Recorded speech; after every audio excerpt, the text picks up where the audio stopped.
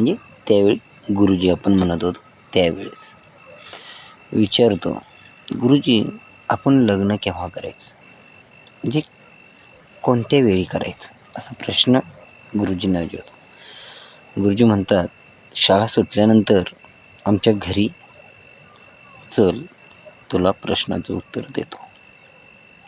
तर त्यावेळी दुपार होते आणि सर आणि तो मुलगा घरी निघतात. अंगणामध्ये गेल्यानंतर बायकोला फक्त आवाज देतात सर आणि म्हणतात, एक टॉर्च घेऊन ये, माझ्या पेनाचं टोपण हरवलेलं आहे, ते हुडकायचं आहे. तर तशाच सरांच्या पत्नी टॉर्च घेऊन येतात आणि दोघं पण टोपण हुडकू लागतात.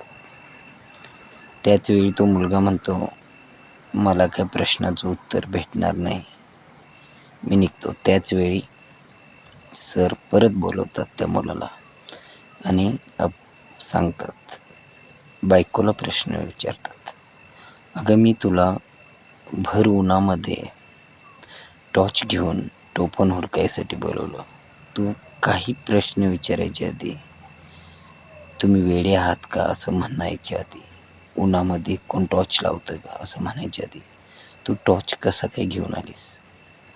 त्यावेळी गुरुजींची पत्नी म्हणते, ह्याच्यावर तुमची काहीतरी शिकवण असेल म्हणून मी काही न बोलता तुमचे शब्द ऐकले आणि टॉर्च घेऊन आले. त्याचवेळी गुरुजी म्हणतात, हे कळालं जेव्हा काहीही तुम्ही सांगितल्यानंतर त्या प्रश्नावर प्रत्युत्तर करायच्या आधी जी पत्नी तुम्हाला, जी व्यक्ती तुम्हाला समजून घेईल अशी तुमच्या जीवनात जी व्यक्ती येईल, तेव्हा तुम्ही लग्न करून घ्या. म्हणजे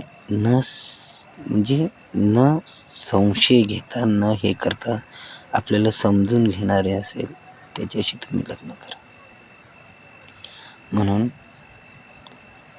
काही ठराविक असे जोडीदार असतात की आपल्या नवऱ्याच्या चुका नाही, त्याच्या पाठीमागली